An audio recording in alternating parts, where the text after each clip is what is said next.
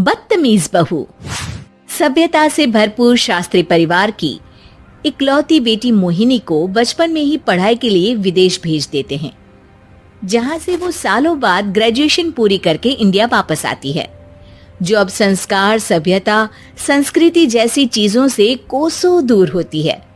एक सुबह Mohini short dress पहने, कानों में हेडफोन लगाए जोर जोर से इंग्लिश गाने गाती हुई घर में घूम रही होती है।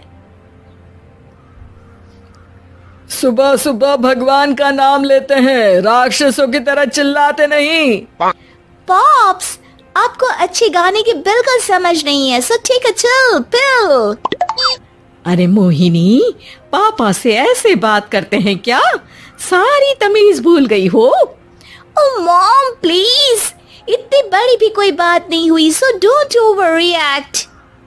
ऐसे ही दिन बीतते हैं जिसमें मोहिनी के तौर तरीके, रहने और बात करने का ढंग उसकी मम्मी पापा को परेशान करने लगता है। भला कोई मानेगा कि ये मेरी बेटी है?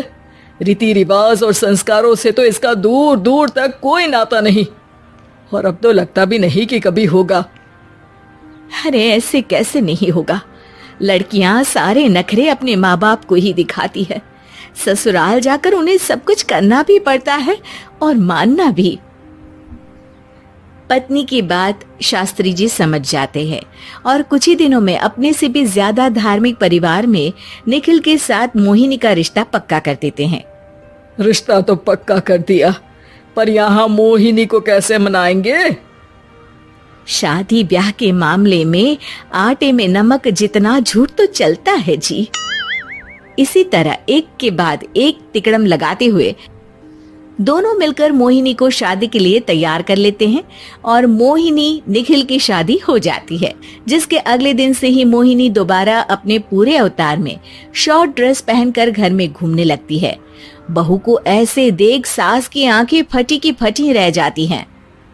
अरे ये क्या बेशर्मी है, हमारे घर की लड़कियां जींस तक नहीं पहनती और तुम बहू होकर इतने छोटे कपड़े पहनकर पूरे घर में घूम रही हो। सीरियसली मॉम, प्लीज आप अपनी इस 80 के दशक वाली सोच में मुझे इंक्लूड मत करो। हाय तौबा, एक तो बेशर्मी दिखाती है, ऊपर से सास के साथ जुबान भी लड़ाती है। अरे जल्दी कपड़े बदल कर आ, घर की पहली आरती तुम्हें ही करनी है। इतनी देर में निखिल भी वहां आ जाता है। माँ पापा आने वाले हैं, पूजा का सारा सामान तैयार है ना? ये पूजा हमेशा मेरे बॉयफ्रेंड्स के पीछे पड़ी रहती थी और अब हस्बैंड के पीछे भी आ गई।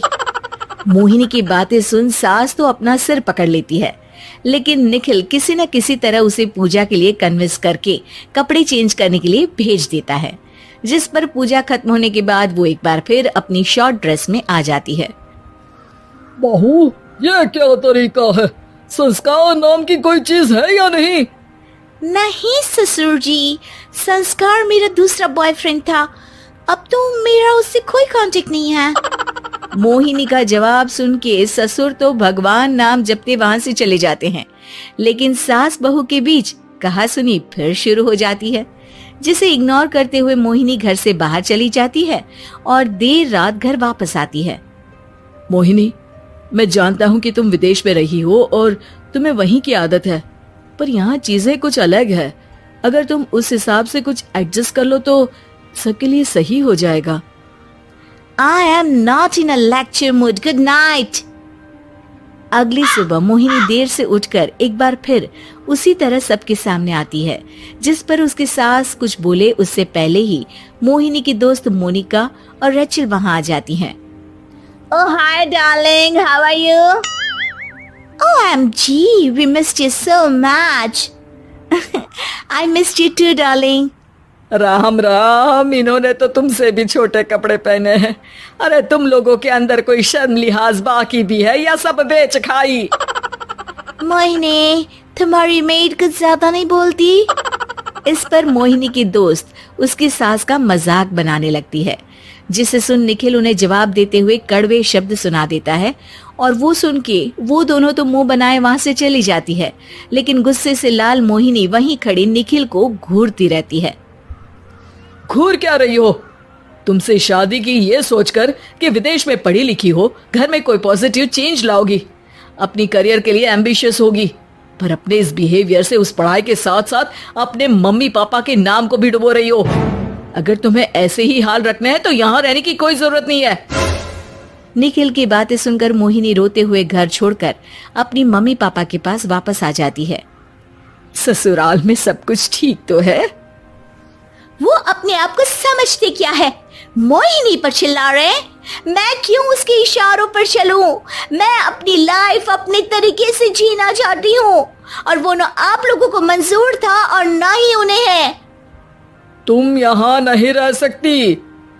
अपने पापा की बात सुन के मोहिनी हैरान रह जाती है।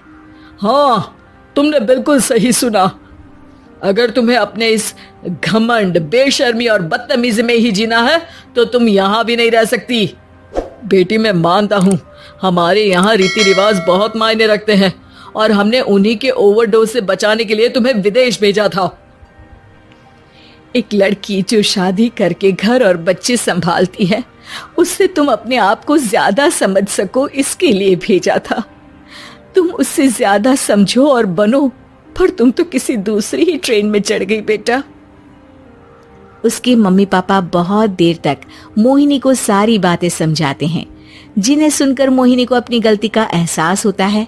वो जॉब ज्वाइन कर लेती है और ससुराल वापस आकर उन्हें मॉडर्न बनाती है और खुद भी कुछ रिवाज सीखते हुए खुशी से रहने लगती है।